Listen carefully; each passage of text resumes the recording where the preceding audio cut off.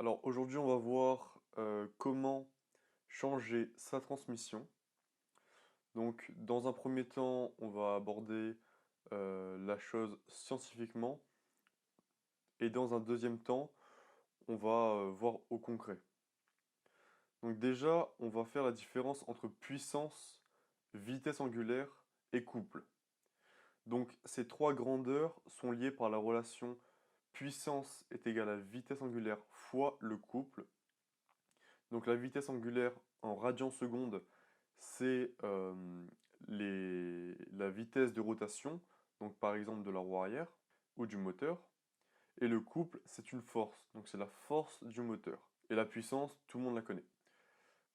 Alors en moto, la puissance sera exprimée en chevaux et la vitesse angulaire en rotation par minute.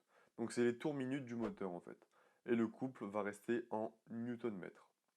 Alors, on va laisser la boîte de vitesse de côté parce que c'est un système un peu plus complexe que la transmission finale et on va s'intéresser justement à la transmission par chaîne. Donc, on a notre relation P est égale à vitesse angulaire fois C. Donc, cette vitesse et ce couple correspondront au pignon de sortie de boîte. Donc, il y aura une vitesse et un couple qui sera transformé par la transmission, donc pignon, chaîne, couronne, pour avoir finalement la vitesse et le couple de la roue arrière. Donc la transmission va convertir ce couple et cette vitesse avec ce qu'on appelle un rapport de transmission. Prenons un exemple, un rapport 14-46. Donc un pignon de 14 dents et une couronne de 46 dents. Si on fait 14 divisé par 46, on a 0,3, donc environ, hein. Ça signifie en fait qu'entre le pignon et la couronne, la vitesse s'est multipliée par 0,3, ce qui correspond en fait à 30% de la vitesse du pignon. Maintenant, on pose l'inverse, donc 1 sur 0,3. On obtient 3,33. Ça va correspondre au couple qui s'est multiplié par 3,33. Donc pour résumer, la transmission va multiplier la vitesse par 0,3 et multiplier le couple par 3,33.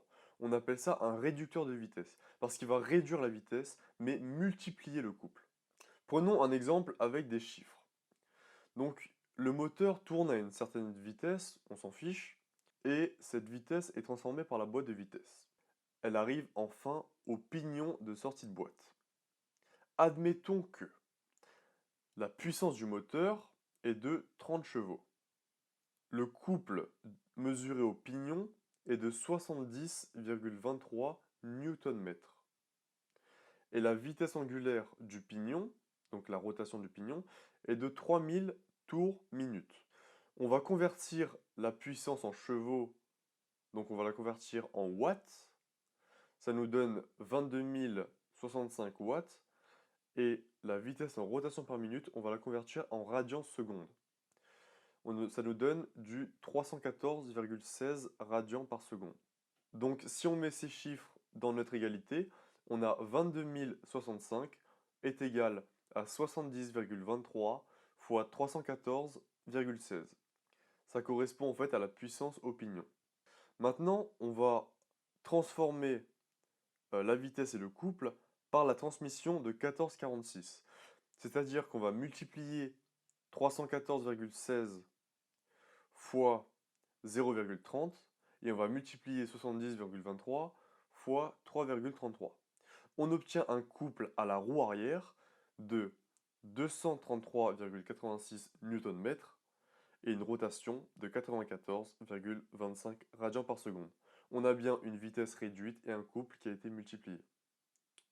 Bon là j'ai pris un exemple un peu incohérent parce que un moteur de 30 chevaux qui fait 233 Nm à la roue arrière, ça voudrait dire qu'en fait, la vitesse linéaire serait d'environ 5,55 km/h, ce qui est incohérent. En vérité, si on prend par exemple une 1290 Super Duke, on est à la roue arrière au maximum sur du 190 Nm. Mais au moins, vous avez saisi la relation entre puissance, couple et vitesse. Maintenant, la partie 2, c'est comment choisir sa transmission. Donc déjà, il y a deux méthodes pour définir le besoin. La première méthode, c'est faire son trajet quotidien. Et en fait, plusieurs possibilités euh, se posent. Si vous êtes tout le temps sur les premières vitesses, donc la première, la seconde, la troisième, vous pouvez raccourcir votre transmission. Au contraire, si vous êtes tout le temps sur les dernières vitesses, donc la 5 et la 6, il va falloir rallonger votre transmission. Et le dernier cas, c'est si vous utilisez de façon équitable toutes les vitesses, alors votre transmission est bonne. La deuxième méthode, un peu plus simple, donc si vous trouvez que votre moto manque de patates, il va falloir raccourcir la transmission.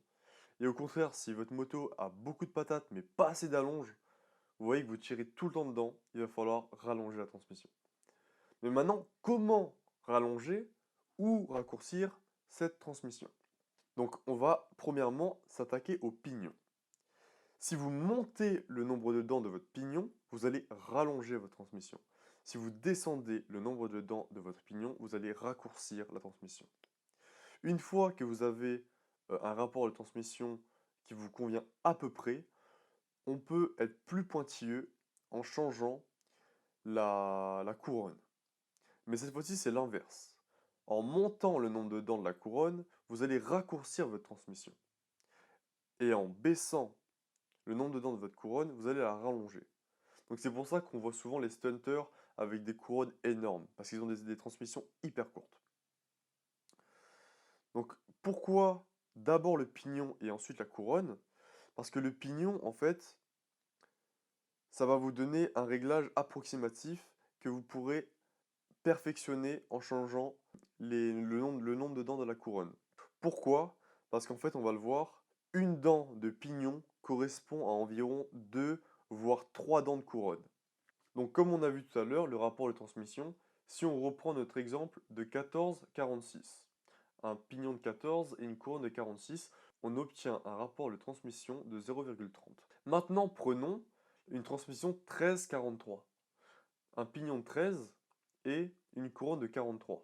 Donc la différence, elle est que le pignon a une dent de moins, mais que la couronne a 3 dents de moins. Et pourtant, si on fait 13 divisé par 43, on obtient toujours environ 0,30. Donc que vous ayez une transmission de 14,46 ou de 13,43, c'est exactement le même rapport de transmission. Donc faites attention quand vous changez votre transmission, changez d'abord votre pignon et ensuite votre couronne, mais vérifiez le rapport de transmission pour qu'il ne soit pas égal à celui d'origine.